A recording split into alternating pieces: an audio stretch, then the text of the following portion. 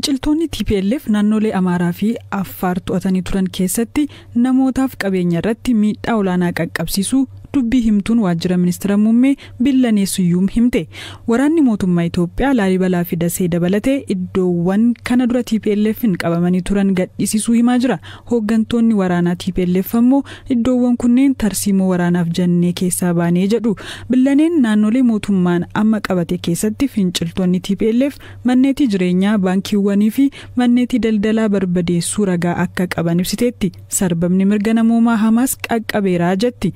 In addition to the destruction of property directly affecting many lives, there is evidence emerging. TPLF naannolee magaalaawwan to'atee ture keessatti qabeenya barbadeessuu irra darbee lubbuun namoota akka darbuu taasiseera. Naannoo Amaaraa magaalaa Gaashanaa dabalatee iddoowwan TPLF'n qabamanii turan keessatti namoota nagaa irratti ajjechaa jumlaa fi gudeeddiin akka dhaqqabee ture gabaasni nu gaheera. Garee kana itti gaafatamaa gochuuf qorannoon dabalataa adeemsifamaa jira. Ta'us biyyoonni lixaa fi dhaabbileen idil addunyaa sarbama mirgoota namoomaa TPLF'n naannoo Amaaraa fi Affaar keessatti raawwatamuuf xiyyeeffannoo kennuu dhiisuun ejjennoon isaanii siyaasaa akka qabu agarsiisa. And Afar regional regions makes it clear that there might be some politically motivated and double standard position. Iddoowwan finciltoota TPLF irraa gadhiisifamanitti gargaarsa dhaqqabuu malu ibsiteetti. Kanaanis Affaaritti namoonni miliyoona 1.3 ta'an deeggarsi hatattamaa isaan barbaachisa. Namoonni 400,000 olis buqqa'uu himte. Naannoo Amaaraattis haalli wal fakkaataa jiraachuu dubbatti. The spillover of the Tigray conflict in Amhara region is now estimated to have displaced more than 1.4 million people in the region. Sababa waraana kanaan naannoo Amaaraa keessatti namoonni miliyoona 1.4 qe'ee isaaniirraa buqqa'aniiru. Injifannoon raayyaa ittisa biyyaa magaalaawwan naannoo Amaaraa keessatti argateen nyaata meetirik toonii 28,000 ol namoota miliyoona 2 ta'aniif kaabaa fi kibba Walloo fi kaaba Shawaatti raabseera. Gaashanaa fi Laalibalattis nyaatni kuntaala 5,000 ol ta'u ergameera. During emergency situations, the first 13 trucks loaded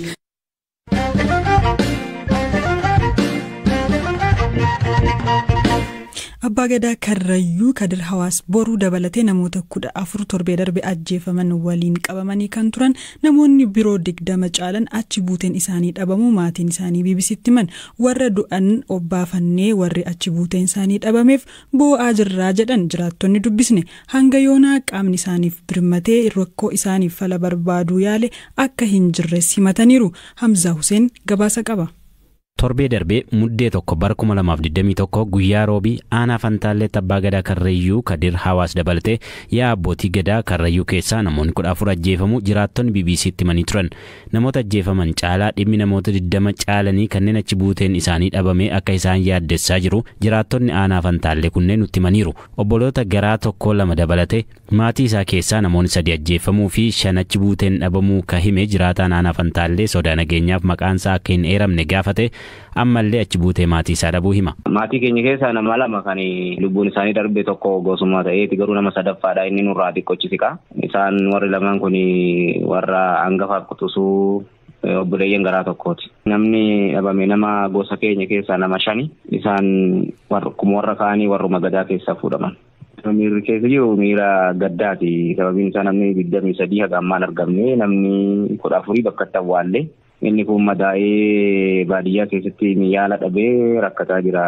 Namooti achi buuteen isaanii dhabame namooti 23 jettan kuni iyyafataniitu eessa faa gaafattan maatiin waan iyyafate qabaa maalirra ga'e? Akka aanaa Fantaalletti mana hidhaa kan jedhamu lafa jala sirreeffamtoonni itti eegaman guutuu dhaqamee jira. Aanaa Boosatii waldaan geessina innis aanuma ollaa keenyatti isas mana hidhaa guutuu dhaqamee jira. Godinas guutuu isaa dhaqamee jira. Waan tokko wanti beekamu tokko hin jiru.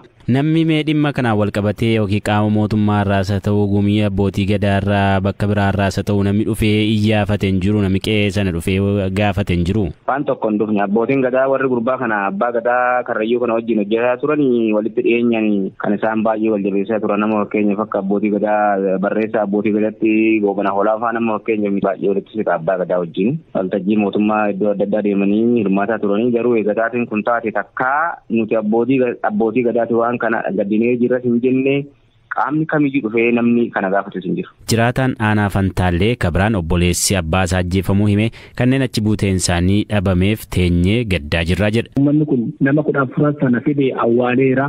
Isaan immoo awwaaleera jedhee garaan isaanii tokkicha ta'eera. Namoota dhabaman kana garuu haga ammatti eessa akka seenan yookaan immoo du'anii reeffa isaanii bineensi nyaate haa ta'u wanti beekamu jiru. Deemanii akka hin barbaanne immoo eessatti akka gatan wanti beekan hin jiru. Uummanni haga ammaa jaarsolillee iddoo mataa haaraa deemanii dhabanii koolejii deemanii dhabanii adaamallee asiin immoo jibushooftu maal kan hunduma keessa sakatta'aa jiru. Haga ammatti qaamni information oduu isaanii laatu waan hin jirre gadda cimaadhaan liqeeffamnee waan godhamne warri kun reeffa argee nama sana awwaallatee obsee warri kun garuu haga ammatti reeffa illee argina waan ta'eef uummanni guutuun gaddaa isa jira. Gadda hamaatu uummata liqeessee jira jechuudha. Namoota meeqa ta'u achi buuteen isaanii kadhabame haga ammaa? Haga ammaa nama 23. Nama 23 kun warra guyyaa dhufanii qe'eedhaa fuudhan sana keessa warri kun jala miidhame sana keessa malee namoonni karrayyuutan kan haga ammaa erguma ta'een kun ta'ee butaman lakkoofsa isaanii sitti himuu hin danda'u. Dirmannaan iddoo biraatti uummata kanaaf taasifame illee hin jiru. Qe'een kun qe'ee gadaati. Abbootiin gadaa kanarratti waan tokko jedhan hin jiru. Jaarsoliin biyyaa kan Oromoon qabdu dhufanii waan kanarratti namni waan tokko jedhe hin jiru. Jiraattonni kunniin qaamni mootummaaf gumiin abbootii gadaa akka birmatanii rakkoo mudateef bira dhaabbatan abdiin eeggataa turanis garuu kan nu qaqqabe hin jiru jedhan. Barreessaan gumii abbootii gadaa Oromoo Abbaa Gadaa Goobana Hoolaa immoo dhimmi taatee karrayyuutti mudatee walxaxaa fi kana jedhanii dubbachuuf kan nama dhibuudha jedhan. Dhimma rakkoo karrayyuutti mudatee qofaa osoo hin taane dhimma biyyaa irratti waltajjiin taa'uuf turanillee akka hin milkaa'in hafe himan Abbaan Gadaa Goobana Hoolaa. Homaa wanti itti walii galle jiru waltajjiin warqaa faalla'e homaa wanti itti walii galle jiru. Maaliif wal geessanii turtanii dhimma karrayyuu irratti? Dhimma karrayyuu oduun ta'een immoo biyyaatiif wal geenye turre wanti yaanne nu milkoon. Kan karrayyuu kana irratti hojjennoo akkamii qabattan maaltu furmaata jettan isin? Kan karrayyuu Abbaa Gadaa ajjeesuun mootii jeesuun namni mootii jeesu tisiisa. Keessattuu immoo mootii sirna gadaa namni tokko sirna gadaa keessatti waan baay'ee qabaa. Abbaan Gadaa siyaasa kamirraayuu bilisaa. Nuti waa'ee ajjeechaa karrayyuu kuni haga ammaa miidiyaatti illee baanee dubbachuu kan rakkanneefi bakka dhugaan jirtu dhabnee. Ammoo mee ergasii addan baasnee ammayyuu maal takka ta'e qe'ee sanatti maal takka raawwate? Wanti adda baafnee kana jennu hin jiru beektaa baay'ee rakkisaadha yaadni isaanii baay'ee wal'aadha. Kanaafuu amma har'a soba gabaasee boru maal akka jedhu immoo na rakkisa. Ajjeechaa karrayyuutti raawwateef jiraattonni hidhattoota mootummaa himatan mootummaan garuu garee shaneetu ajjeechaa raawwate jedheera. Koomishiniin mirgoota namoomaa Itoophiyaa amma dura ajjeechaa karrayyuu fi namoota achi buuteen isaanii dhabame irratti qorannoo akka hin goonee fi qorannoo gochuuf karoora akka qabu BBC'tti himeera. Dhimma namoota achi buuteen isaanii hin beekamne irratti bulchiinsa aanaa Fantaallee poolisii godina Shawaa Bahaa fi biiroo koominikeeshinii Oromiyaa irraa deebii argachuuf yaaliin taasifne milkoomne.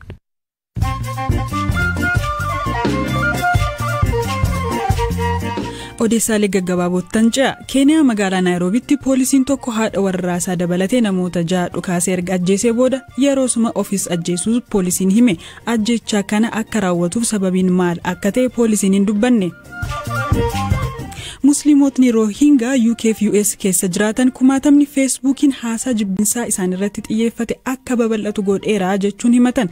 Dhaabbatichi Myanmar keessatti sabooti lakkoofsaan xiqqoo ta'an akka ari'ataman godheera jedhamuun beenyaa doolaara biliyoona 150 gaafatameera. Lammiin Saa'udi Arabiyaa ajjeechaa gaazexeessaa Jamaal Kaashoogiitiin shakkamu Faransaay keessatti to'annoo jala ooluu gabaasaaleen himan. Gaazexeessaa Jamaal Kaashoogiin mootummaa Saa'udii qeequun kan beekamu yoo ta'u waggoota 3 dura ture. Imbaasii Saa'udii Istaanbul argamutti kan ajjeefame. Ameerikaatti hoogganaan dhaabbata tajaajila manneenii walgahii onlaayinii Zoom jedhamuun hojjettoota 900 ari'ee qeeqamaa jira. Gahumsaa fi oomishtummaa akkasumas gabaa jirutu akkaan hojjettoota koo ari'uu na taasisee jedheera. Volkaanoon Indooneeziyaa keessatti dilbata darbee dho'e yoo xiqqaate namoota 34 galaafachuu eejensiin ittisa balaa biyyaalessaa hime. Namoonni 17 ta'an ammoo ammallee bakki buuteen isaanii hin beekamu. Dawaan salquunnamtii si'eessuuf oolu Viagraan dhibee dagachuu wallaanuuf fayyadaa jedhame. Qorannoon seelota sammuu irratti gaggeeffaman akka akeekanitti dawaa salquunnamtii si'eessuurraa pirootiiniin argamu dhibee waa dagannaa fayyisuu danda'a jedhameera.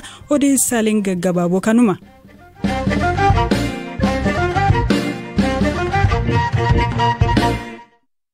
BBC'n waggaa waggaan dubartoota jajjaboo 100f gama haqa hawaasaa fiduun jijjiirama aadaa addunyaa irratti qooda qabaniif beekamtii ni kenna. Sagantaan waggaa BBC 100 Women jedhamu kun bara kanas shamarree badhaasa Noobeelii nagaa fudhachuun umriidhaan xiqqoo taate Malala Yusuuf, barreessituu beekamtuu Naayijeeriyaa Chimamanda Adichie Ngozi, moodelii hijaaba uffattu jalqabaa Halima Aden dabalate dubartoota 100f beekamtii kenneera. Bara kana dubartoota beekamtiin kennameefii keessaa walakkaa ol dubartoota Afgaanistaanidha. Taalibaan aangoo qabachuu hordofee biyyattiitti dubartoonni barnoota sadarkaa lammaffaa kan arganne, ministeerri dhimma dubartootaa akka cufamuu fi dubartoonni hojii idileetti akka hin deebine dhorkamanillee jabinaa fi gootummaa agarsiisaniif BBC 100 Women beekamtii addaa kenneeraafi. Itoophiyaarraas narsiin Maqaleetti wiirtuu dubartoota haleellaan saalaa irra ga'eef tajaajila fayyaa, gorsa xiinsammuu fi tajaajila seeraa kennu keessaa hojjettu Muluu Masfin beekamtii kan argatteetti.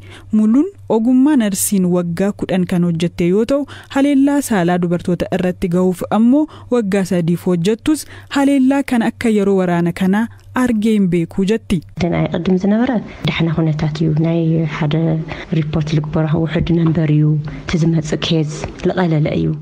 Waraana dura dubartoota haleellaan saalaa irra gahee fi tajaajilli kenniinu gaarii ture. Haleellaan dhaqqabu hagas mara sukkaneessaa waan hin taaneef jechuudha. Ana kannatti ulfaate waraanichi erga jalqabee booda. Ji'oota 8 darban keessatti haleellaan saalaa kana dura dhagahamee hin beeknee fi aadaa keenya keessa hin jirretu raawwatamaa jira. Kunis xiinsammuu kiyya miidheera. Qaamni kiyyas dhumeera. Dubartoota erga gudeedamanii booda qaamni isaanii hir'ate. Asiidiin itti dhangalaafame.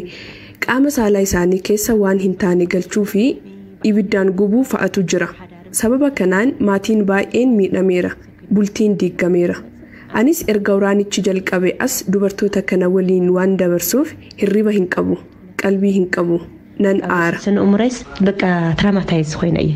Muluun magaalaa Maqalee sababa waraana kanaan malli quunnamtii hunduu adda cite keessa kan jiraattu yoo ta'u, nagaan akka bu'u hawwiti. ኣብዚ ዓለም ኣነ ብዋናኡ በቃ ኩናት ጠጠው ክብሉ ኩናት ዘኣመንጎ ፖለቲከኛታት ክኾን ነይሩ addunyaa kanarratti waraanni akka dhaabbatu barbaada. Silaa waraanni biyya keenyaa namoota siyaasa qofa gidduutti ta'uu qaba.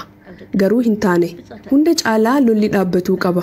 Keessumaa yeroo waraanaa dubartoota homaa harka keessaa hin qabne irratti haleellaan saalaa hidhattootaan raawwatu adabbiin idil addunyaa kennamee haqni argamuu qaba.